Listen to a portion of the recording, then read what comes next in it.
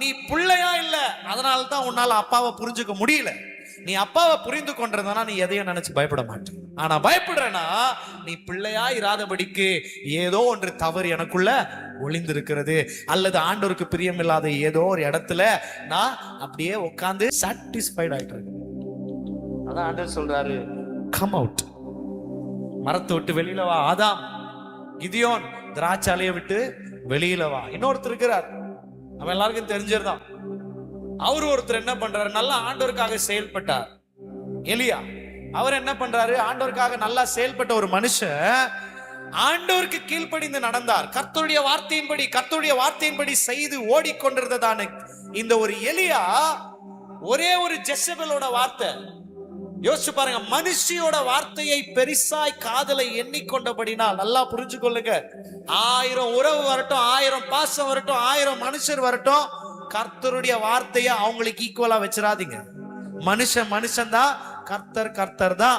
கர்த்தருடைய வார்த்தையின்படி நடந்த எலியா இப்ப ஒரே ஒரு மனுஷியோட ஒரு சின்ன வார்த்தை அது காதுல கேட்ட உடனே அவருக்கு பயம் வந்துடுச்சு.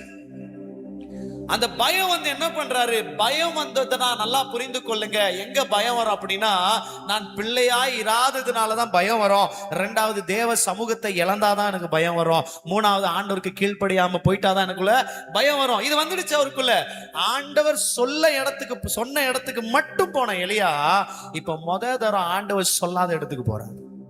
ஒரு வனாந்தரத்துக்கு நேரா போறார். 19வது அதிகாரம் 1 ராஜாக்கள். இங்கிலீஷ் அழகா போட்டிருக்கு. 17-18 நீங்க பாத்தீங்கன்னா, Elijah went from here to there according to the word of God. தேவனுடைய வார்த்தையின்படி இங்க இருந்து அங்க போனார். கர்த்தருடைய வார்த்தையின்படி போட்டிருக்கு.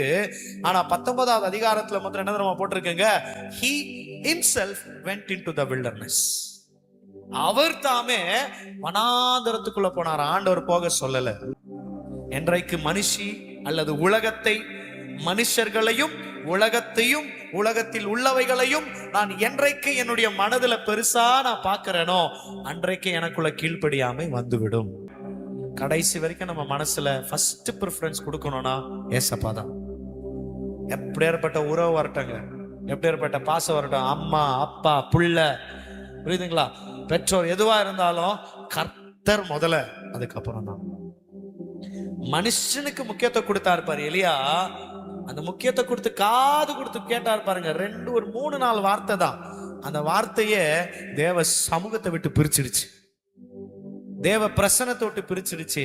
தேவ சமூகத்துல ஒளிந்து கொண்டிருந்த எலியா இப்போ சூறை செடிக்குள்ள போய் தன்னை ஒளித்துக் கொள்ளுங்க.